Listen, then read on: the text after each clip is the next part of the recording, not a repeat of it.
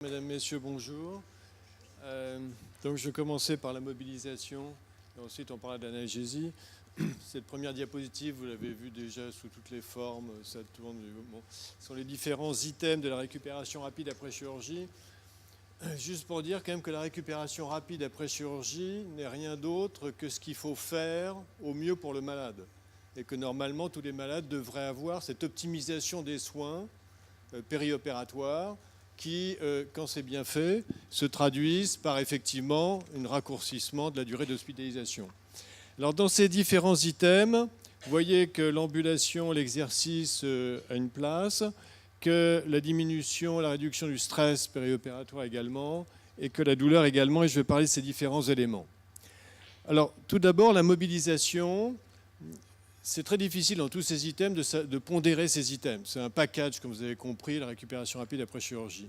Mais la mobilisation est un item qui est probablement un item essentiel. C'est-à-dire que si on ne lève pas un patient immédiatement après une intervention chirurgicale, si on le laisse au lit, il n'aura aucune raison de récupérer rapidement. Si bien que dans le groupe qu'on avait constitué des RFE, SFAR, Société Française de Chirurgie Digestive, eh bien on l'a mis comme accord fort. Le lever précoce en H24 est recommandé après une chirurgie colorectale. C'est un accord véritablement fort, alors que il n'y a pas énormément d'études qui ont voulu centrer la mobilisation versus absence de mobilisation pour connaître les suites post-opératoires, mais on sait bien que laisser un patient au lit a des effets extrêmement délétères à tous les niveaux, niveau métabolique avec l'insulinorésistance, avec la perte de la force musculaire, et un muscle immobilisé va très vite, en quelques heures, s'amyotrophier, donc une perte de la force musculaire, notamment au niveau du quadriceps, et qu'on a moins de quadriceps, c'est difficile de se lever et c'est difficile de marcher. Retentissement sur la fonction pulmonaire, sur l'oxygénation tissulaire, le risque thromboembolique, la rétention d'urine.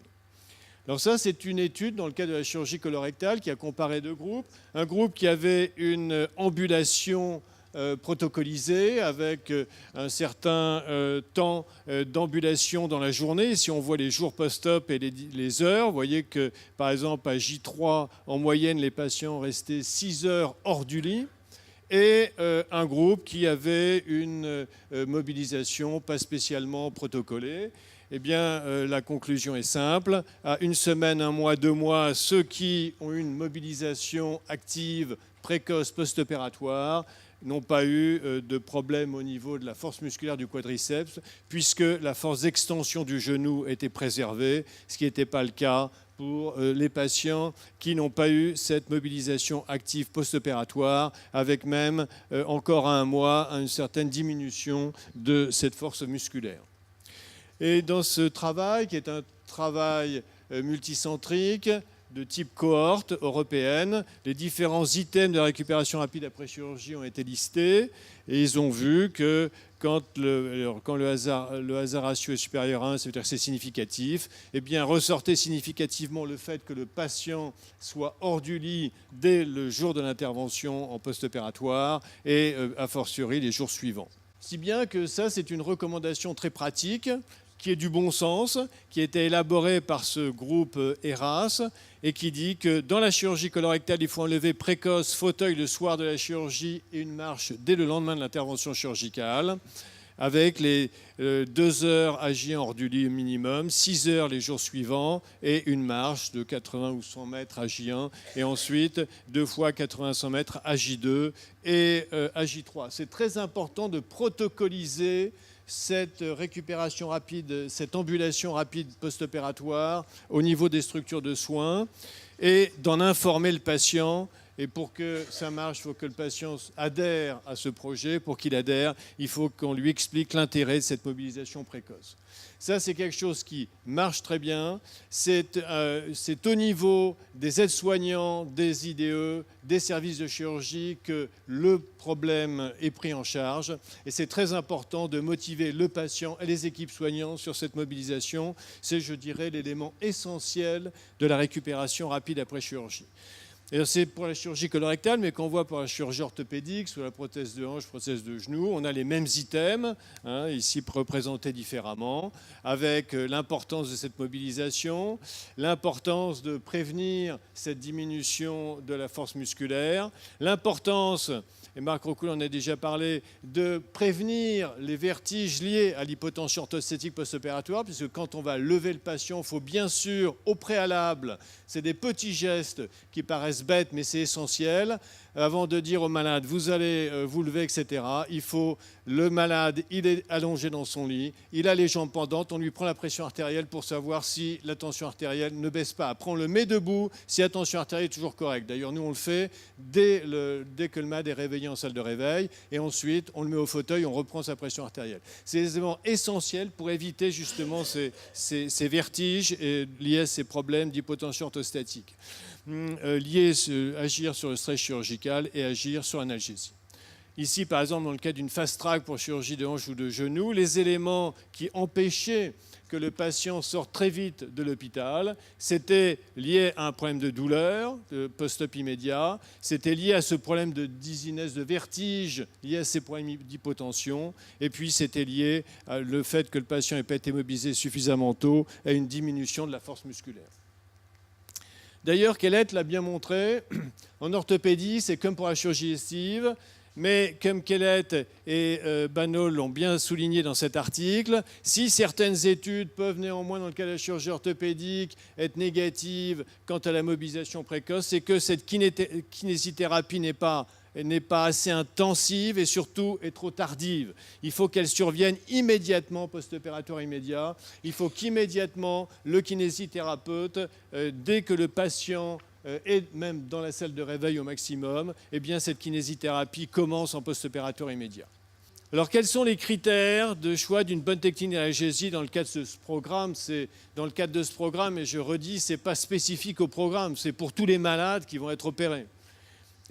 On va reprendre ces différents items. Si on veut mobiliser le patient et si on veut qu'il y ait une adhésion du patient, faut-il encore soulager la douleur à la mobilisation? Alors pour soulager la douleur à la mobilisation, on dispose de médicaments, de techniques.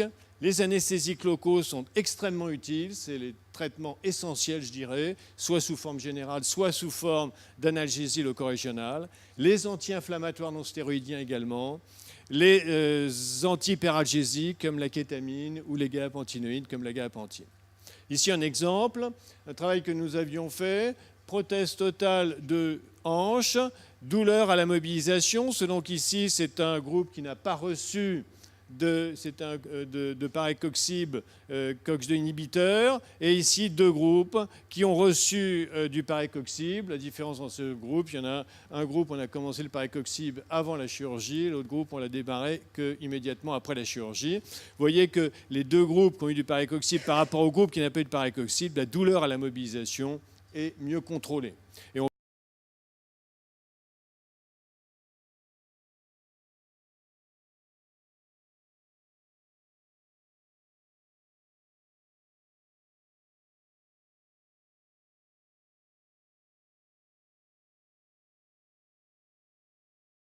C'est l'inflammation qui va se créer avec une production considérable, c'est pratiquement une tempête de médiateurs de l'inflammation qui va être tant locale que générale, et ça peut être équivalent à un CIRS et qu'au niveau du système nerveux central. Que cette inflammation majeure va être responsable de douleurs post-opératoire, avec l'hyperalgésie à la fois périphérique et centrale, responsable d'une douleur post-opératoire particulièrement intense à la mobilisation et à l'origine, pour cette hyperalgésie centrale, de la chronicisation des douleurs chirurgicales. Et puis, ces médiateurs de l'inflammation, et notamment ça a été bien montré avec l'interleukine 6, qui est une cytokine pro-inflammatoire, c'est un élément pronostic du post-opératoire. Plus les médiateurs de l'inflammation pro-inflammatoire vont être élevés en post-opératoire immédiat, et plus on a des risques de morbimortalité avec des complications majeures post-opératoires, par exemple cardiovasculaires. Ça a été montré avec tous les problèmes d'ischémie, notamment dans le cas de la chirurgie cardiaque et de la chirurgie vasculaire, pulmonaire également, rénaux, d'hypercoagulabilité, de fonction cognitive, par différents mécanismes. D'une part, par l'inversion liées à l'inflammation et la douleur entre le sommeil rapide et le sommeil lent, mais aussi par une production directement au niveau du système nerveux central de cytokines pro-inflammatoires qui, en agissant sur certaines régions du cerveau, notamment l'hippocampe, vont induire des modifications de la fonction cognitive, fièvre et sepsis. Sans parler des différents éléments sur l'immunité cellulaire, sur la diminution d'activité des natural killer cells qui vont être à l'origine de la propagation, de la diffusion de cellules cancéreuses en cas de cancer. Alors comment réduire cette inflammation ? Eh bien, tous les acteurs sont là. La chirurgie est un élément essentiel, on a déjà parlé ce matin. La chirurgie est un élément essentiel, effectivement. Quand on fait une laparotomie plutôt qu'une celluliochirurgie, une celluloscopie, eh bien, à ce moment-là, on va générer clairement davantage de prolifération de médiateurs de l'inflammation. C'est pareil, une arthrotomie par rapport à une arthroscopie. Et puis, vous avez ces différents médicaments, anti-inflammatoires non stéroïdiens, corticostéroïdes, anesthésiques locaux, kétamine, qui vont diminuer la réaction inflammatoire en la modulant et qui vont agir également de manière positive sur l'immunité, d'une manière générale, par les propriétés antitumorales de ces produits, par les propriétés anti-angiogéniques et par carrément l'apoptose des cellules cancéreuses. Alors, au niveau des effets anti-inflammatoires, certains sont très bien connus, bien évidemment, ces anti-inflammatoires non stéroïdiens, les glucocorticoïdes. On sait bien comment fonctionnent les anti-inflammatoires non stéroïdiens. Il y a la cyclooxygenase de type 2 qui va être surexprimée dans le périopératoire au niveau périphérique, au niveau du système nerveux central, qui va créer les prostaglandines qui sont un des médiateurs inflammatoires importants. Eh bien, ils vont antagoniser la COX-2. Quant aux glucocorticoïdes, ils vont agir en amont au niveau de la phospholipase A2 et au niveau de la synthèse de cytokines par donc cet effet relativement immunosuppresseur. Des travaux ont été faits, l'administration unique de méthyle, par exemple, prénisolone, dans le cadre de prothèse totale de genou, va permettre d'améliorer notablement, comme on voit, les scores de douleur à la marche, à la flexion de la hanche du genou et au repos. Et ça se traduit par moins de réactions inflammatoires. Par exemple, la concentration de C-réactive protéines, CRP, va être plus basse chez ceux qui ont reçu en péropératoire juste une administration de méthylprénisolone par rapport à ceux qui n'en ont pas reçu. Ça a été montré aussi dans le cas de la chirurgie colique. Nous, en France, on utilise davantage la dexaméthasone. Marc Rocoul vous en a parlé. La dose, c'est 8 mg de dexaméthasone, faite chez l'adulte, qu'on débute avant l'intervention chirurgicale. On ne la fait pas en pratique avant l'induction anesthésique, car c'est douloureux à l'injection, sinon il faudrait faire une administration sur 10 minutes, ça complique un peu les choses, mais il suffit d'administrer la dexaméthasone soludécadron après l'induction anesthésique. On va avoir des effets très intéressants par cette administration unique, je répète, de réduction de nausées et vomissements, mais également de réduction prolongée du niveau de douleur post-opératoire, de diminution, c'était mesuré dans ce travail, de concentration de cytokines au niveau péritonéal, donc il y a un effet anti-inflammatoire au niveau local de cette administration systémique de cette dose unique de dexaméthasone, et même alors que tous les patients bénéficiaient d'un programme récupération rapide après chirurgie, il y avait même un gain de 24 heures sur la durée de séjour, et ça se traduit aussi par beaucoup moins de fatigue post-opératoire, et on comprend, puisqu'on diminue la prolifération de médiateurs de l'inflammation, on diminue également la sensation de fatigue post-opératoire. Et ici, en méta-analyse, toujours dans la chirurgie lessive, l'utilisation de glucocorticoïdes va se traduire par un gain de durée d'hospitalisation, toutes choses égales par ailleurs, donc de 24 heures de réduction, avec une diminution, dans certains travaux ça a été mesuré, de production systémique de cytokines pro-inflammatoires telles que l'interleukine 6. Donc c'est extrêmement utile, facile de faire l'administration de dexaméthasone 8 mg en une seule injection après l'induction anesthésique. Un travail récent a montré que ça ne modifiait pas l'équilibre glycémique, donc ça peut être même fait chez le patient diabétique. La seule contre-indication que je vois, c'est bien sûr en cas de sepsis, mais sinon c'est extrêmement utile et nous, systématiquement, dans notre hôpital, tout patient opéré à l'administration de 8 mg de dexaméthasone après l'induction anesthésique. Les anesthésiques locaux sont des produits qui sont véritablement extrêmement intéressants pour moduler la réaction inflammatoire. Parce que ça va la moduler au niveau local, au niveau systémique, au niveau central. Au niveau local, il y a déjà, quand on fait un bloc tronculaire, un effet de réflexe d'axone, c'est-à-dire qu'on diminue la libération d'un certain nombre de substances vasodilatrices en périphérie à partir des nerfs qui sont bloqués, donc moins d'édème, moins de réaction inflammatoire. Et puis il y a aussi les anesthésiques locaux qui ont un effet anti-inflammatoire intrinsèque qui est indépendant de leur effet de blocage des canaux sodiques, qui s'explique par une action sur des cibles cellulaires bien spécifiques qui sont à l'origine de la synthèse des cytokines pro-inflammatoires. Et puis un effet au niveau central qui est un blocage axonal qui donc bloque le retour rétrograde des médiateurs de l'inflammation vers les corps postérieurs de la moelle à partir des tissus lésés en périphérie, et aussi un effet direct des anesthésiques locaux qui traversent la barrière hémato-encéphalique et qui vont inhiber ces cellules gliales qui sont les cellules immunocompétentes du système nerveux central responsables de la production de cytokines au niveau du système nerveux central. Et enfin, la kétamine, qui est aussi largement utilisée dans le périopératoire, à dose faible, antihyperalgésique, a un effet de modulateur de l'inflammation, c'était montré. Au niveau systémique, en agissant sur les phénomènes transcriptionnels, tel que le montre par exemple ce travail sur les leucocytes, et au niveau du système nerveux central, par exemple en diminuant la production de cytokines pro-inflammatoires à partir de cellules gliales ou d'astrocytes, comme c'est montré, notamment d'astrocytes, comme c'est montré dans ce travail. Des travaux commencent à apparaître, par exemple dans le cadre de la chirurgie coronarienne, où il est particulièrement important que les médiateurs de l'inflammation ne soient pas trop élevés, pro-inflammatoires ne soient pas trop élevés. Et bien, en ce qui est utilisé de la kétamine, eh bien, vous voyez que l'interleukine 6 en post-op va être plus faible que dans le groupe qui n'a pas eu de kétamine. Et par contre, il y a une augmentation de la concentration de cytokines anti-inflammatoires, ce qui va plutôt dans le bon sens avec la kétamine. Alors, les opiacés, dans ce contexte, ils sont tout faux, car ils font exactement l'inverse des produits idéaux. D'une part, ils ne soulagent pas la douleur à la mobilisation. Ça, c'était durant les années 90, où on était très PCA morphine, c'est-à-dire que tout malade devait avoir la PCA morphine, il n'avait que ça. Donc le malade, eh bien, il était somnolent.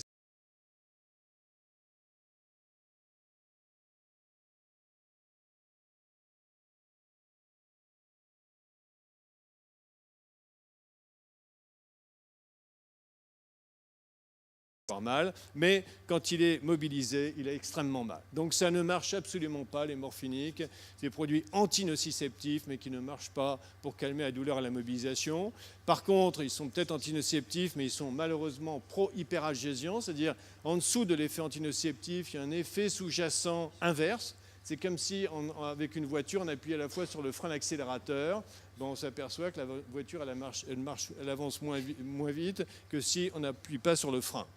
Et puis, des effets délétères, dose dépendants, gastro-duodénaux, sédatifs, respiratoires, troubles du sommeil avec la fatigue et les troubles cognitifs induits par les troubles du sommeil, auxquels s'ajoute la prolifération, l'activation des cellules immunocompétentes du système nerveux central par les morphiniques qui vont être à l'origine, au contraire, d'une augmentation de la production de cytokines au niveau central. Tout ça a été parfaitement démontré dans de nombreuses études expérimentales. Et donc, comme il y a davantage de cytokines au niveau central, il y aura davantage de troubles cognitifs, il y aura davantage d'hyperalgésie. Et même sur l'immunité, c'est relativement tout faux. On attend les études prospectives pour savoir sur des larges séries, est-ce que les morphiniques ou pas pris en aiguë ou chronique sont des substances susceptibles de majorer la dissémination des cancers. Mais je peux vous dire qu'au niveau expérimental, tout ça c'est de l'expérimentation, bien tout va vers le sens que les morphiniques, c'est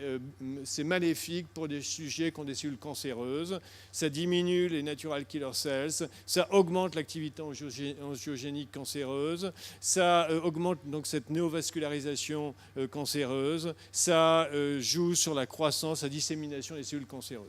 Donc tout ça pour l'instant c'est expérimental, on attend les études cliniques, mais vraisemblablement elles devraient aller quand même dans ce sens-là. D'où l'intérêt majeur de faire une épargne morphinique maximale et que la meilleure technique d'analgésie, c'est celle qui fait que le patient n'aura jamais à utiliser la PCA de morphine, c'est-à-dire qu'il n'aura jamais besoin d'utiliser de morphinique. Pour qu'elle soit cliniquement significative, il faut une épargne d'au moins 40%. Et là, on va jouer, comme l'a dit Marc Rocoul, sur la complémentarité pharmacologique des agents analgésiques. Je ne vais pas vous reprendre toutes les interactions qui ont été observées entre ces différents médicaments d'analgésie qu'on utilise de manière courante par voie générale et éventuellement même avec les techniques d'analgésie loco-régionale ou d'analgésie locale, mais pour voir les interactions. Quand c'est des flèches épaisses, on a une supradditivité. Ensuite, c'est l'additivité, là, c'est l'infradditivité. Entre morphine, paracétamol, INS, néfopan, tramadol, on a pratiquement toujours soit une supradditivité, soit une additivité. Il y a une seule interaction qui était infradditive, mais qui n'était pas pour autant antagoniste, c'était entre le néfopan et la morphine, qui avait été observée par l'équipe de Bicêtre chez des patients.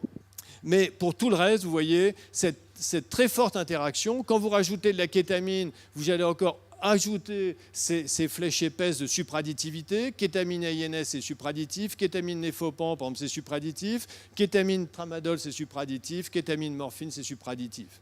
Et comme on ne s'en limite pas à ça, je vous ai dit, on fait systématiquement de la dexaméthasone. Et dans la chirurgie colorectale, on va le voir, quand on n'a pas l'utilisation d'analgésie loco-régionale, on fait de la lidocaïne intraveineuse, eh bien, on a autant d'effets et on associe 1, 2, 3, 4, 5, 6, 7. On peut aller jusqu'à 7 substances associées à des doses faibles qui interagissent. Avec ça, je peux vous dire que pratiquement le malade, dans beaucoup de cas, n'aura pratiquement pas utilisé les morphiniques.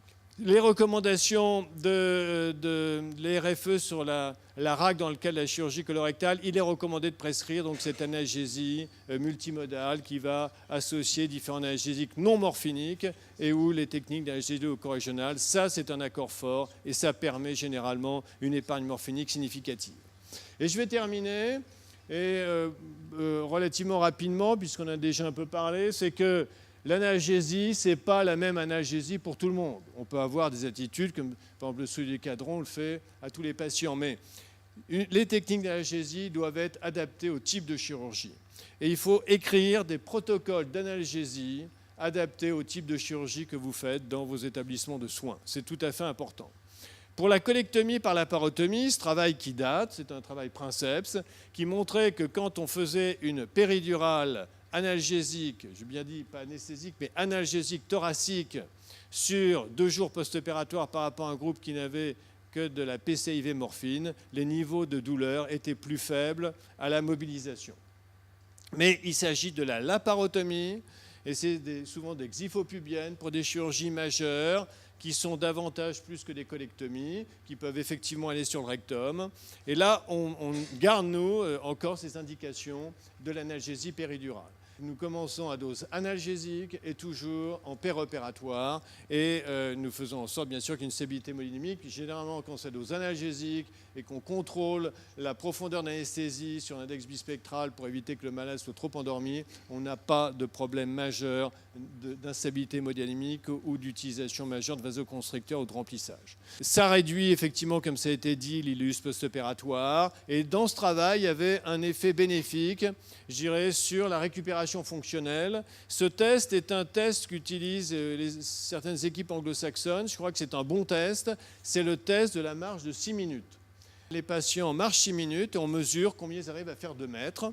Eh bien, quand les patients avaient une analgésie péridurale pendant 48 heures post-op versus une PCIV, vous voyez qu'à 6 semaines, les patients avaient retrouvé un test de marche de 6 minutes équivalent au préopératoire. Et quand le test de marche 6 minutes est normal, il était considéré que le patient sortait de la convalescence par rapport à l'autre groupe qui n'avait pas un test équivalent.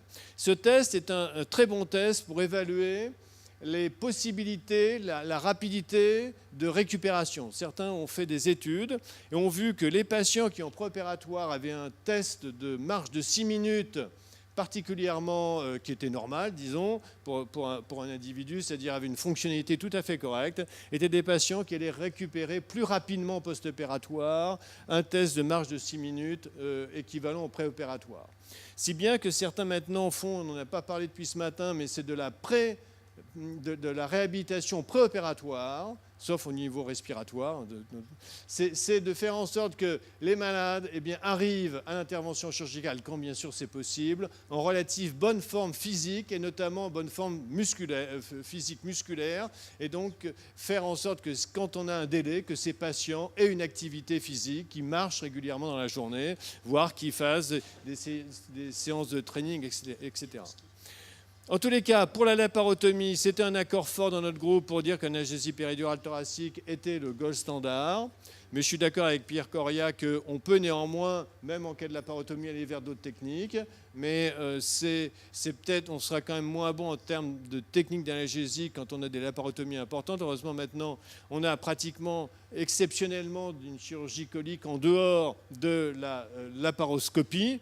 Et là, pour une chirurgie de colorectal par laparoscopie, notre groupe a dit probablement pas recommandé d'utiliser l'analgésie péridurale, c'est vrai, mais je dirais que moi personnellement, je n'utilise pas l'analgésie péridurale thoracique quand il s'agit d'une chirurgie même rectale, colorectale, par laparoscopie, et que clairement, je préfère l'utilisation de la lidocaïne par voie intraveineuse. Jean Joris est un des premiers, c'est un anesthésiste de Liège, à montrer l'intérêt de la lidocaïne intraveineuse à faible dose qui doit être débutée dès le péropératoire. Si on veut être efficace, il ne faut pas commencer la lidocaïne intraveineuse en post-opératoire, il faut que ça commence après l'induction anesthésique, dès le péropératoire, c'est bien démontré inefficace qu'on sait ensuite.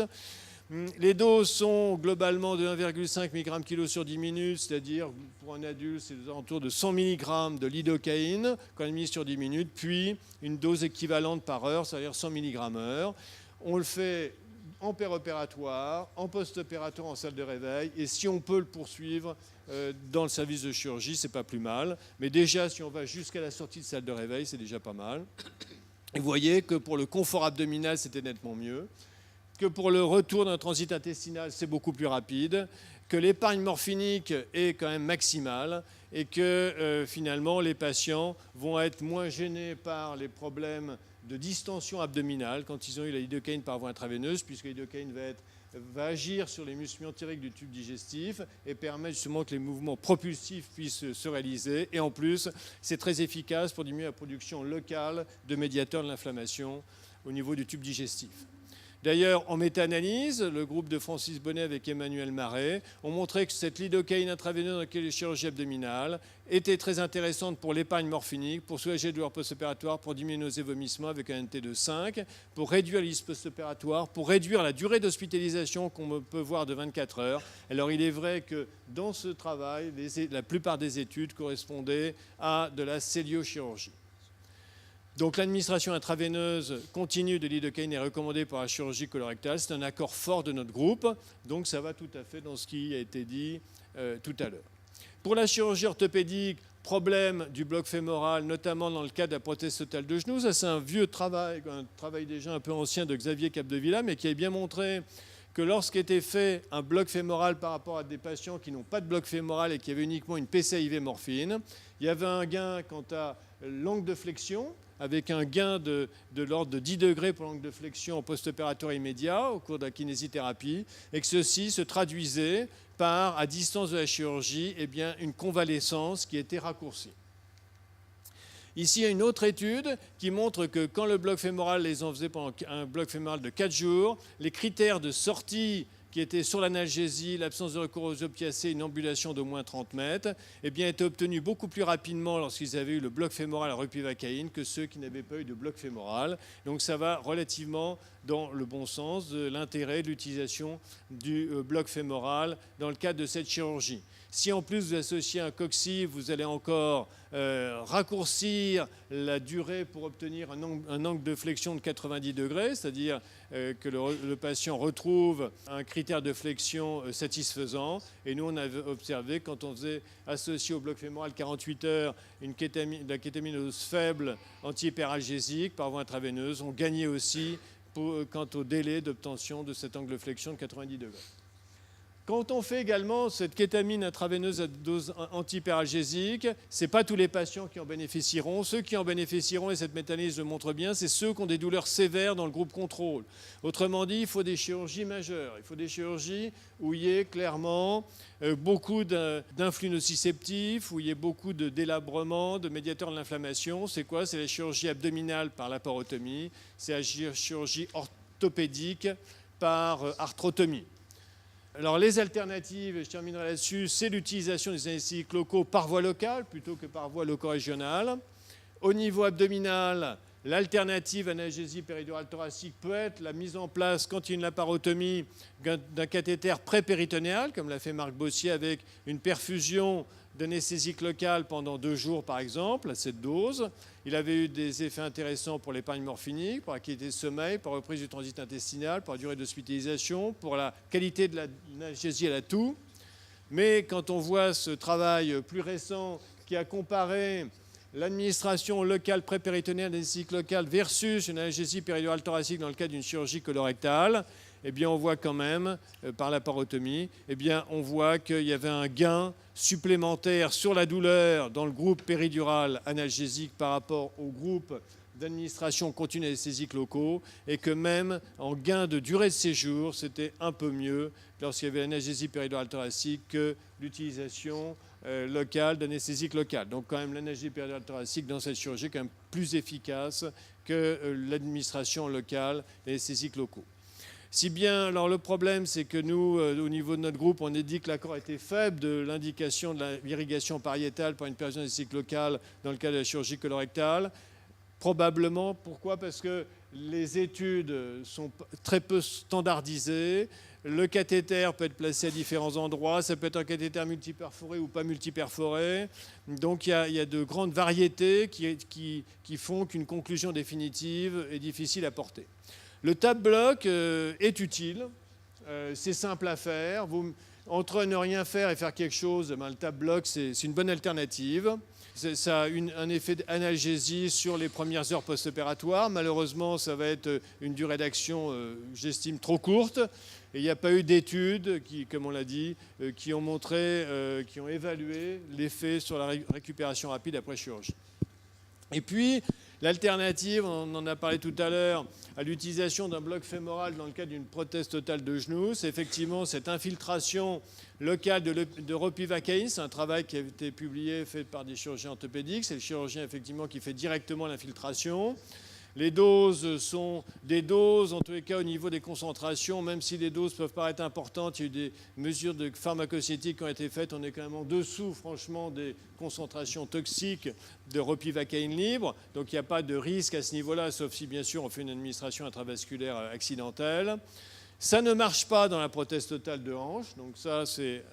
Mais dans la prothèse totale de genou, il y a effectivement une efficacité. Malheureusement, elle est quand même limitée dans le temps. On a parlé du cathéter, qui à mon avis est une mauvaise idée de maintenir un cathéter dans une articulation. Donc là se pose le problème. Est-ce qu'on va vers ce type de technique d'analgésie avec bien sûr l'attelle réfrigérante et tout qui est associé? Mais généralement, le lendemain de l'intervention, ils sont quand même moins bien qu'avec un bloc fémoral pour qui on a fait une infiltration postérieure. Donc là, la question reste posée. Nous, dans notre groupe, on n'a pas énormément d'expérience quant à l'infiltration locale d'anesthésique locale. Et pour ce type de chirurgie, on va davantage vers le bloc fémoral avec un complément postérieur. Terminer juste sur, il faut adapter les protocoles d'analgésie en fonction des différents types de chirurgie. Vous avez un groupe prospect d'experts qui a adapté ces protocoles en fonction des connaissances de la littérature. Vous pouvez vous inspirer de ces protocoles, mais dans tous les cas, ne faire que vous y inspirer. Il faut que chaque équipe écrive ces protocoles et décide de manière collégiale, avec médecins et non-médecins, des protocoles d'analgésie qui vont être utilisés dans tel et tel type d'intervention chirurgicale, avec des arbres de décision et des protocoles thérapeutiques de première intention, deuxième intention, etc., comme c'est fait ici pour la thoracotomie ou pour la chirurgie du sein. Bien. On va ouvrir la discussion. Non, juste, je termine là. C'est que l'analgésie n'est qu'un élément, et ce travail de Francis Bonnet le montre bien, c'est que l'analgésie péridurale, dans sa méta-analyse, n'avait pas influencé en tant que telle dans la chirurgie colorectale la durée d'hospitalisation, et que finalement, ce qui avait influencé, c'était la date de parution de la publication. Plus les publications étaient récentes, et plus les durées d'hospitalisation étaient courtes. Autrement dit, c'est dans la prise en charge globale des soins qu'on va agir. C'est montré pour la chirurgie digestive, c'est pareil pour la chirurgie orthopédique. Avec une ALR, on contrôle efficacement la douleur, mais malheureusement, on ne va pas, rien qu'avec la ALR, modifier la prise en charge. C'est une prise en charge globale. Donc en conclusion, la mobilisation précoce, c'est essentiel. Elle doit être immédiatement même dès la salle de réveil, et poursuit bien sûr de manière intensive en service de chirurgie. L'épargne morphinique est maximale, doit être la règle. L'analgésie n'est pas le seul élément qui va permettre cette récupération rapide, et il faut écrire ses propres procédures d'analgésie, les appliquer et évaluer l'efficacité de ces techniques pour les modifier dans le cadre de programmes d'assurance qualité. Merci. Merci Marcel. Voilà. On a le temps de une ou deux questions. Si vous avez des questions spécifiques. Bon, tu as été exhaustif. Je pense qu'on a bien compris les messages importants, en particulier la place des morphiniques qui est beaucoup plus réduite par rapport aux autres techniques d'analgésie. Voilà, donc ça a été particulièrement complet et on ne peut qu'adhérer à la conclusion de mettre en perspective l'analgésie avec toutes les autres techniques de réhabilitation précoce. Vous avez une question, monsieur? Juste une petite question, sauf pas Marcel. Quand on fait de la xylo-IV en chirurgie colorectale, donc c'est même plus la peine d'essayer d'infiltrer avec un peu de naropène les orifices ou sous les... Non, il faut... Parce que le verre est à 2. On utilise la lidocaïne intraveineuse et il ne faut pas, par ailleurs, utiliser ces cyclocos pour d'autres possibilités. Ça fait déjà des bonnes doses. Après, les malades, ils peuvent convulser. Hein. Non, on est à haute dose qui ont été affichées, 100 mg chez l'adulte et 100 mg au départ, à des concentrations qui sont d'ordre de 4 à 5 microgrammes millilitres de concentration de lidocaïne, c'est-à-dire même en dessous des concentrations antirythmisantes. Donc on n'est pas au niveau de la toxicité, et en dessous bien évidemment des seuils toxiques qui sont aux alentours de 10-15, mais il ne faut pas, comme le dit Pierre, en rajouter à nouveau parce qu'après on ne sait plus où on en est. Oui. Une question, dans certains services, surtout les infirmières et les cadres refusent qu'il y ait de la xylocaïne IV dans le service sans surveillance SCOP. Ça, c'est une connerie. Mais bon. Je suis d'accord avec vous, il faut insister dessus. La seule chose, c'est qu'il ne faut pas non plus... C'est bon, je n'ai pas voulu détailler. On peut tout à fait faire de la lidocaïne intraveineuse en service de chirurgie. D'ailleurs, on peut faire beaucoup de choses en service de chirurgie. Mais ce qui se passe, c'est qu'il faut brancher la lidocaïne sur un octopus, sur une voie d'octopus, sans que ce soit branché sur une tubulure de perfusion pour qu'il n'y ait pas d'effet flash, première chose. C'est l'élément. Et d'autre part, ça n'a pas besoin bien évidemment de surveillance scopique, mais il faut bien sûr éviter tous ces effets flash. C'est des éléments qui sont essentiels. Juste pour l'assurance scopique, qu'est-ce que vous voulez rechercher à l'assurance? Enfin, pas vous, mais on peut rien rechercher, puisque la lidocaïne, c'est un stabilisant de membrane. Donc, après, ça va élargir le QRS uniquement à la fin et partir en torsade de pointe. Donc, ça ne fait pas du tout d'extrasystole. C'est même anti-extrasystolique. Ah oui. Bon, et la toxicité, elle est premièrement cérébrale. Le meilleur signe d'alerte du surdosage en lidocaïne qui pourrait donner un problème de conduction intracardiaque, c'est les troubles cérébraux qui vont annoncer les crises comiciales. Donc c'est une surveillance centrale qu'il faudrait faire. Les seuils de cardiotoxicité, c'est 30 microgrammes par millilitre. Le seuil, il est inférieur au seuil de la cérébrotoxicité. Et les seuils de toxicité cérébrale, c'est aux alentours de 15 microgrammes millilitres, et cardiaque, c'est 30 microgrammes millilitres. Donc on est très au large. Puis en plus, si on l'admise normalement, qu'il n'y a pas d'effet bolus, à 5 microgrammes millilitres. Donc on est bien en dessous. Donc c'est pas un problème. Oui, monsieur. Oui, j'avais une question concernant ce que vous nous avez dit sur les morphiniques. Est-ce que la théorie, notamment sur les morphiniques, s'applique également au tramadol? Parce qu'en pratique clinique, on s'aperçoit que le tramadol induit un certain nombre de nausées et vomissements. Et est-ce qu'il faut privilégier d'autres analgésiques par rapport au tramadol? Oui, moi je suis d'accord. Moi, le tramadol, c'est un très mauvais produit. C'est la vieille codéine, vous savez. Tramadol, en plus, le problème du tramadol, c'est qu'il y a un métabolisme au niveau du cytochrome 2D6 hépatique, et il y a par exemple dans la population, là ici, il y a 20 à 30% de gens qui n'ont pas le métabolisme des 70% autres. C'est-à-dire qu'il y en a certains qui métabolisent pas du tout le tramadol au niveau du 2D6, et d'autres qui vont le métaboliser beaucoup trop. Ceux qui ne le métabolisent pas, le tramadol ne va pas être très efficace, et ceux qui métabolisent trop, ils vont avoir les surdosages morphiniques que peut donner le tramadol, et donc ils auront les nausées, vomissements, l'intolérance, etc. Donc moi, c'est un produit personnellement que je n'utilise pas, le tramadol. Malheureusement, c'est pas un produit, c'est un produit qui n'aurait pas dû être commercialisé. C'est de la codéine bis pour moi. Et donc en pratique, on utilise quoi alors? J'utilise les autres. J'utilise les autres. Quand les autres n'ont pas été suffisants. Oui, il y a toujours la rescue de Il PCIV reste, morphine, mais quand on associe sur ma plaque, rien que la plaque où il y a différentes flèches, vous voyez, quand vous avez déjà 7 produits, c'est déjà pas mal, hein, pas la peine de... Quand on met de l'acupan, vous n'allez pas mettre deux... Il y en a qui font acupan tramadol, je trouve que c'est pas terrible. On va pas mettre 2 antisérotinergiques ensemble. Donc moi, je mets plus vraisemblable... Moi, j'utilise davantage, bien sûr, l'acupan et pas le tramadol.